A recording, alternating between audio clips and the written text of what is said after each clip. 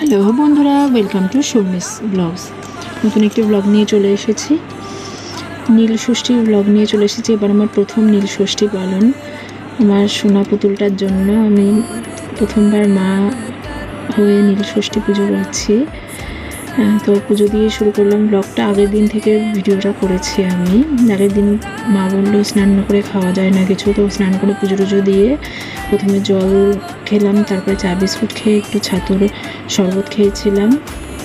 তারপরে দুপুরবেলায় খেয়েছিলাম হচ্ছে লুচি, পাঁচমিশালি সবজি, পনিরের তরকারি ছিল, সিমই ছিল, আমের চাটনি। আর রাতের বেলায় গোবিন্দভোগ চালের ভাত, শাক ভাজা, তেতো ডাল, ডাঁটা, লাউ এসব দিয়ে পড়েছিল। আর পনিরের তরকারি, পাঁচমিশালি সবজি ছিল। পরের দিন সকালবেলায় ঘুম থেকে উঠে প্রথমে ঘরে পুজো দিয়ে নিয়েছিলাম। তারপরে একটু বেলার দিকে মেয়েকে রেডি করে নিয়ে ওকে ঘুম পাড়িয়ে দিয়েছিলাম। তারপরে ঘুম থেকে উঠলে পরে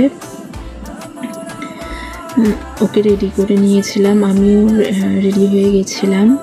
এবার প্রথম নীল ষষ্ঠী ছিল, খুবই এক্সাইটেড ছিলাম। প্রতি বছর মা করতো, তো আমি করিনি কখনো, এবার প্রথম। ওই জন্য খুবই আনন্দ পেয়েছি আমি, খুবই মজা হয়েছে আমার।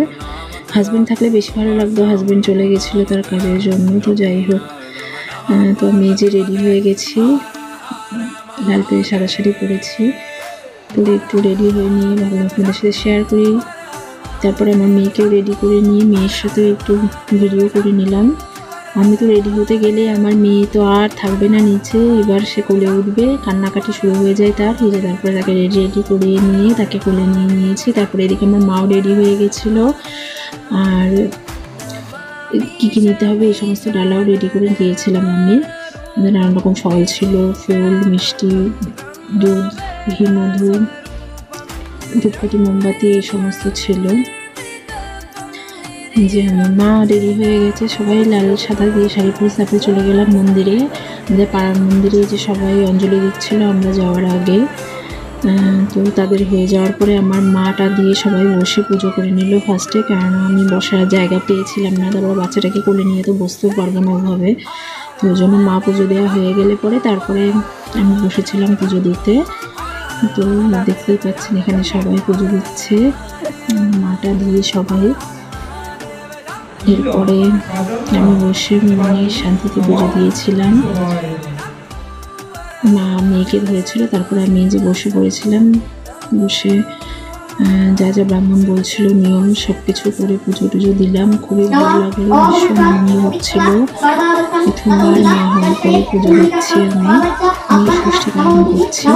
আপনারা কে কীভাবে করলেন, কী কী নিয়ম করেন আমাকে জানাবেন কমেন্টে। আমি তো আমার মা যা বলেছে সেইভাবে নিয়ম পালন করেছি। আমি যে দেখতে পাচ্ছি প্রথমে ঘি মধু দিয়ে ঠাকুরকে মাখানো হলো, তারপরে স্নান করানো হলো, তারপরে মালা টালা, ফুল টুল, ফল সব কিছু দেওয়া হলো, মিষ্টি থেকে শুরু করে সব কিছু দিয়ে পুজো টুজো দিয়ে অঞ্জলি দিয়ে তারপরে ধূপকাঠি মোমবাতি ভগবানকে দেখিয়ে দিলাম। বাইরে একটা জায়গা ছিল, ওখানে ভগবানকে দেখিয়ে ধূপকাঠি মোমবাতি দিয়ে চরণামৃত নিয়ে ফল টল ওখান থেকে প্রসাদ একটু নিয়েছিলাম। নিয়ে আমি, মা, মেয়ে সবাই বাড়ি চলে এসেছিলাম। এই যে ধূপকাঠি মোমবাতি দেখাচ্ছিলাম ঠাকুরকে, মাও দেখিয়েছিল। তারপরে বাড়ি এসে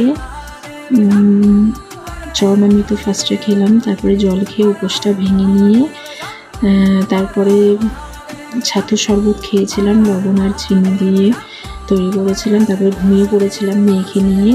তারপরে সন্ধ্যার দিকে উঠে মা সাবু ভিজিয়ে রেখেছিল, তো ভাবলাম সাবু মাখার ভিডিওটা করব, কিন্তু মেয়ে এত দুষ্টুমি করছিল আর করে উঠতে পারিনি। তারপরে রাত্রিবেলায় ফল মিষ্টি খেয়ে সাবু মাখা খেয়েছিলাম, আর খেয়েছিলাম বেলের পানা। আপনারা কে কীভাবে কাটালেন আমাকে জানাবেন। আমার তো খুবই ভালো কাটলো। সবাই ভালো থাকবেন।